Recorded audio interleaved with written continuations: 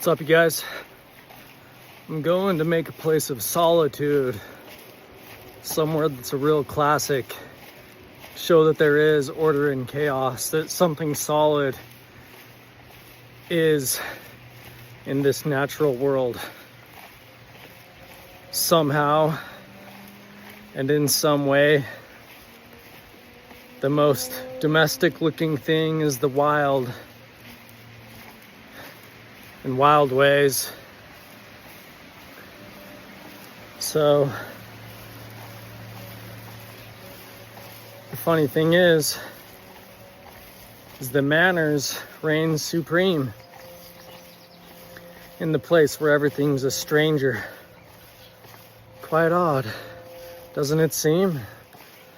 But that's the way it is, and so I'm going to relive this envisionment however many times, and in this world we'll see what we can find.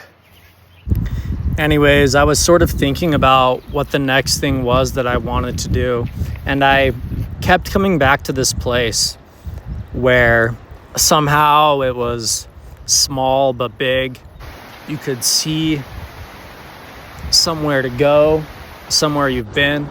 Yo, can you guys tell that I don't got a girlfriend? But I do have this sweet pillar that I hauled all the way up here just for you guys. Today I'm training like Alexander the Great. And I thought that I would take the game to where there is no game. It's like we're in Assassin's Creed Odyssey, but all there is to see is reality. And I got this book that I felt was poetic enough, but energetic enough to actually fire some cannons, baby. Let's get to it. Chapter 1, Lightness. I will devote my first talk to the opposition between lightness and weight, and I will make the case for lightness. This is not to say that I regard the case for weight as weaker, only that I think I have more to say about lightness. After 4 decades of writing fiction, after exploring many avenues and undertaking various experiments, the time has come for me to seek a general definition of my work. I propose this one. My method has entailed, more often than not, the subtraction of weight. I have tried to remove weight from human figures, from celestial bodies, from cities. Above all, I have tried to remove weight from the structure of the story and from language. In this talk, I will try to explain to myself, as well as to you, why I have come to regard lightness as a virtue rather than a fault, where among the works of the past I find examples of my ideal of lightness, and how I locate this quality in the present and project it into the future. I'll start with the last point. When I began my career, the duty of every young writer, the categorical imperative was to represent our times, full of good intentions. I tried to become one with the ruthless energy that collectively and individually was driving the events of our century. I tried to find some harmony between the bustling spectacle of the world, by turns dramatic and grotesque, and the picaresque, adventurous inner rhythm that spurred me to write. I soon realized that the gap between the realities of life that were supposed to be my raw materials and the sharp, darting nimbleness that I wanted to animate my writing was becoming harder and harder for me to bridge. Perhaps I was only then becoming aware of the heaviness, the inertia, the opacity of the world, qualities that quickly adhered to writing if one doesn't find a way to give them the slip. I sometimes felt that the whole world was turning to stone, a slow petrification, more advanced in some people and places than in others, but from which no aspect of life was spared. It was as if no one could escape Medusa's inexorable gaze. The only hero capable of cutting off Medusa's head is Perseus, who flies on winged sandals. Perseus, who looks not upon the Gorgon's face, but only upon her image, reflected in his bronze shield. And so it is Perseus comes to my aid, even now.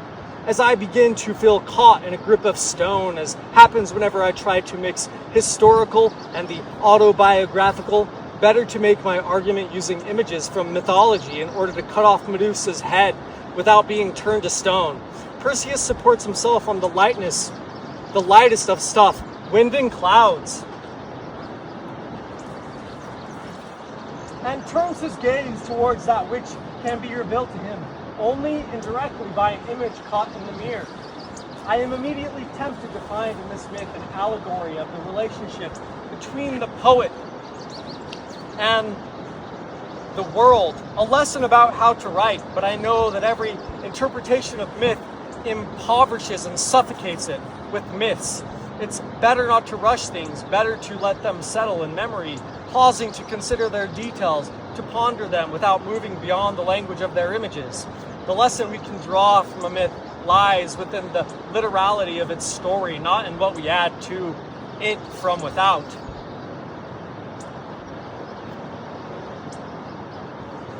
The relationship between Perseus and the Gorgon is complex, and it doesn't end with the beheading of the monster. From Medusa's blood, a winged horse, Pegasus, is born. The heaviness of stone is transformed into its opposite, and with the stamp of a single hoof on Mount Helicon, a fountain springs forth from which the muses drink. In some versions of the myth, it is Perseus who rides this marvelous horse, so dear to the muses. Born from the cursed blood of Medusa. The winged sandals, by the way, also come from the world of monsters. Perseus got them from Medusa's sisters, the Graiae, who shared a single eye. As for the severed head, rather than abandoning it, Perseus takes it with him hidden in a sack.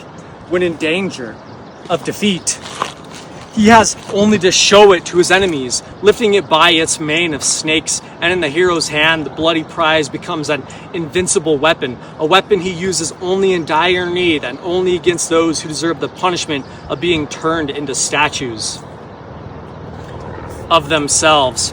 Here, certainly the myth is telling me something that is implicit in its images and can't be explained by other means.